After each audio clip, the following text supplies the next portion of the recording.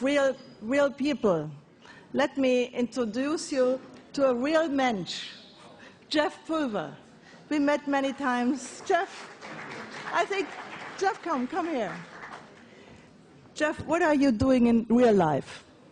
Living in real time and exploring really what's happening around us, the real-time web, and really having some fun exploring the changes to the ecosystems we're working in. So today's session, we're going to take a look at the emerging real-time internet from a few very interesting perspectives and take a look at how the world's really changed and continues to change. Just a short story from my side. I grew up, as a kid, I had amateur radio. I don't know how popular it was, amateur radio is or was in Europe. But as a kid, it was my way to communicate with the world. It was my first opportunity to be social. And it was a medium for me to connect with people. And during times of crisis, I usually tried to help as best as I could by sharing messages from places outside the United States to people in the U.S. And recently, this past week or so, actually ever since the Haiti earthquake hit, I felt myself pulled into what was happening by being more than just a casual observer. And a friend of mine who's a reporter for NBC News, Ann Curry, she was reporting on all this, and I just noticed the real-time web affected me in a very almost bizarre way, that I simply went on Twitter and retweeted a message that Doctors Without Borders were having trouble landing a plane in Port-au-Prince. And I noticed that Ann actually did a shout-out to the U.S. Air Force for help, and I just retweeted that. And once I saw what was happening, I got a tweet back from the U.S. Air Force that they're on it, which is kind of bizarre, actually. And then an hour later, after this plane actually landed, I got a tweet from the U.S. Air Force saying the plane landed. And then I realized that, I'm actually connecting with authorities much bigger than me in a way that I never really had a face or a name to a government agency before. And I happened to be running conferences. I'm running an event in New York City about this real-time web, and so why not invite them? So I did. Next thing I know, I'm emailing with the Pentagon. And it's like, this all happened like over the course of a couple of days, and then, Daily News wrote a story about what had happened, not about the individuals, but just the fact that a tweet went out that was amplified by a bunch of people, and that all of a sudden a cargo plane with doctors was able to land in Port-au-Prince. And kind of like brought back the message to me that, we're living in this world where things are different. I can tell you, being in New York City after 9/11, one of the biggest takeaways from all that was that we all needed to communicate better, that the police department, the fire department, the folks from the FBI, all different civil servants, all trying to help, we're all on different radio frequencies. And afterwards, we've been able to figure that out, how to homogenize the communication. But everyone was on a different channel. And for the first time in a very long time, in the case of Haiti, we're all on the same frequency. And when all these various diverse people are all on that same frequency, a great change can happen, messages can occur. I also noticed that Wycliffe Jean, when he put a shout-out, there's certainly in the last few years, we've seen the rise of flash mobs. But what Wycliffe, I think, invented without realizing it is flash money. When he suggested to people to SMS a message to Yele, he raised $400,000 practically overnight and $2 million in a few days. And then the American Red Cross used that methodology, generated $10 million, like instantaneously. That's right. This is change. It changes the way we operate and live and work. And that I think that the real-time web, while it has its challenges, I think that we're living in a different time. It wasn't that long ago that our generic internet experience was going to places like search engines and asking questions. But when people can actually have their own voice amplified and stand up and affect change, it sort of brings us into a new phase of where we are.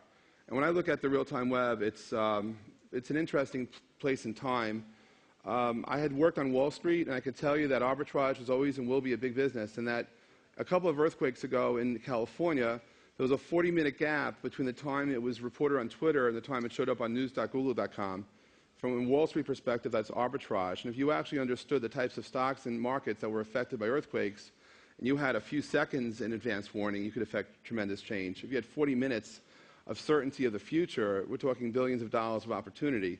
And I do think the world of finance has a lot to learn from the ability to be predictive and accurate in that, while other people may game the system in the future, this real-time web has a potential for great things to happen.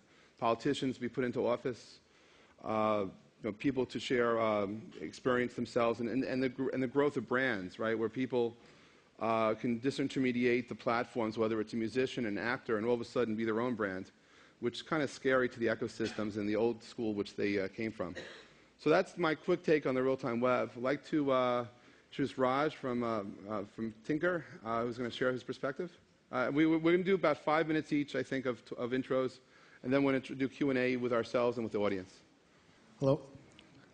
Hi. Yeah. So my interest in the real-time web is actually a lot on the the way people start consuming content in the real-time web, right? I mean, the real-time web is very quickly starting to become the new medium, if you will, for consuming information, news, and entertainment. I don't know how many of you do this, but I'm pretty sure all of us do. Whenever we wake up in the morning, we don't turn on the TV to watch CNN. We launch our favorite Twitter client, and that's where we get our news. That's where we get our entertainment from every day. You talk louder. I can't hear you. Get it closer. Get it closer. Eat the microphone. Okay. Eat it. So that's there you go. Yeah. That's the kind of medium this thing is turning out to. And I'd like to borrow something that Jeff used to talk about this all the time. Is he calls it the now medium, right? It's you're living in the now, and that's the information that's in your fingertips. And it's something that's growing so rapidly. I mean, the numbers are just mind-boggling. If you just look at the volume of content being produced out of Twitter, we're talking about 30 million, 40 million posts a day. If you look at Facebook, it's probably double, if not triple that. So it's a real challenge for consumers who are sort of turning to this new medium to consume this information. How to sift through all that noise, how to sift through that content to actually extract the value that they really want out of it, and find the content that they're looking for. So that's one of the challenges that I'm very eager to tackle and find solutions for is how to apply different kinds of filters. There are certain filters that I think are very basic, fundamental filters that companies like Twitter that are building the plumbing for this sort of have to provide, and they've done so quite well. One of these things is, of course, the topical filters, like through keyword searches and things like that. And another sort of people filters that they've launched relatively recently with sort of lists and things like that help filter down even some more. And of course, recently, all of the geolocation stuff that's been coming out of Facebook and Twitter definitely helps a lot in figuring out, honing in on the kind of topic that you want. And if you look at the DLD site today, for example, you'll see filters on the people that are attending the conference and speaking at the conference, right? So you can very quickly see, what the speakers are saying, what the general public is saying that's attending the conference. What they're saying about us, right? I mean, I'm sure people are commenting as we speak right now. So being able to these kind of forums where there's a central topic, there are different sessions. Those kind of topical separations help a lot in terms of consuming content. And this also has not just implications for people that are consuming the content, but also people that are producing the content. Just like blogs made it very, very easy for the average person to be able to become a publisher. And sort of give newspapers a run for their money, the real-time web is doing for the mass audience, right? I mean, everyone here is not just a consumer of this content on the real-time web, but there's also a producer of it, right? So when you look at publishers, they're also looking at how do I attract an audience and get my voice across and get what I'm trying to say across. That's it's hard to do because again you're buried under 40 million posts or 50 million posts a day, right? So how do you go about doing that? So that's definitely a challenge that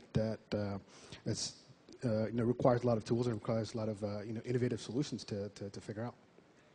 Oh, great. Loic, you want to show us something? And yeah, take the. It's on. Thank you.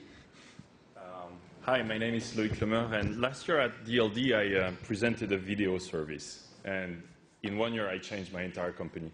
So Sysmic is now all about Twitter, and we got 4 million downloads of our application, which can run on your BlackBerry, on your Android phone, on your iPhone in 2 weeks, and also on the web and on desktop. So we're the only Twitter application which is on so many screens, 4 million downloads, 1 million users now.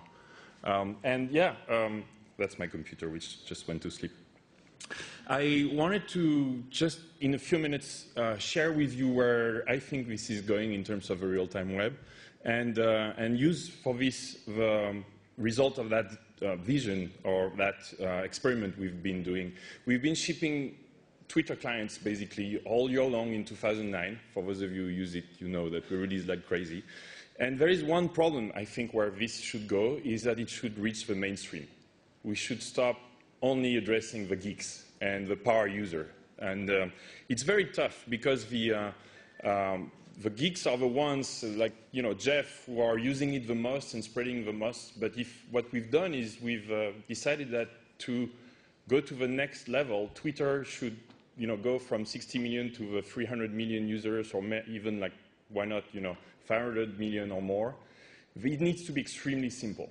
And it's not there yet. So we thought as Sysmic that we would help. And what we've done is we created a new application called Sysmic Look, which is behind me. And it's showing what you tweet right now, actually, as you can see in a very cool, I think at least, like a screensaver type of, Pointcast.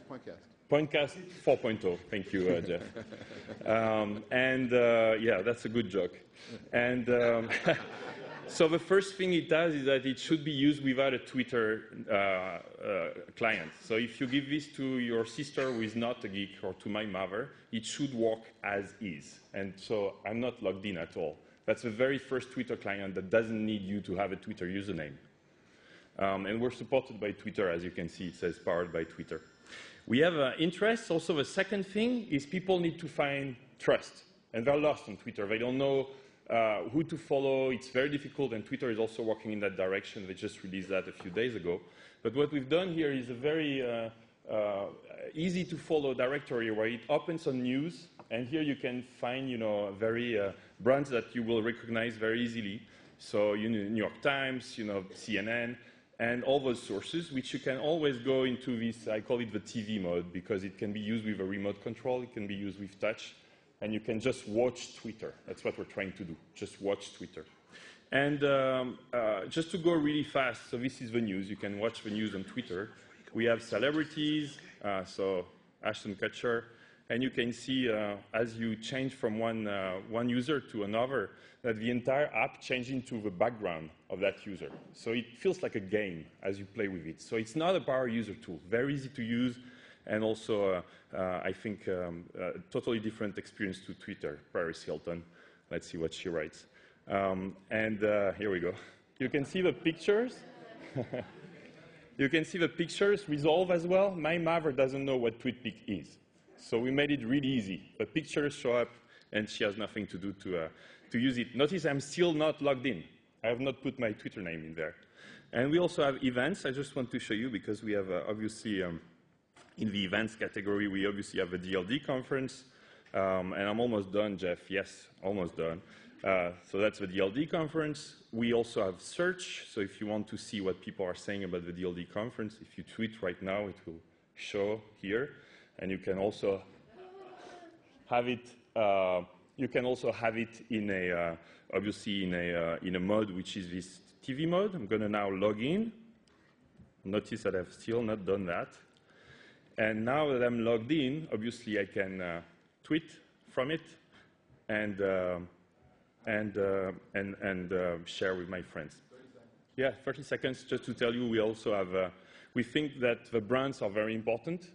And no one had ever integrated the brands the way we did in Sysmic Look, and media. So here's channels. So we're trying to have this TV metaphor. So we have channels with like the Huffington Post, for example, which again, popular brands that you recognize, and which people like. Also Red Bull and others. So it's an experiment to reach the mainstream, which we launched 2 days ago, 3 days ago, and got already 50,000 users.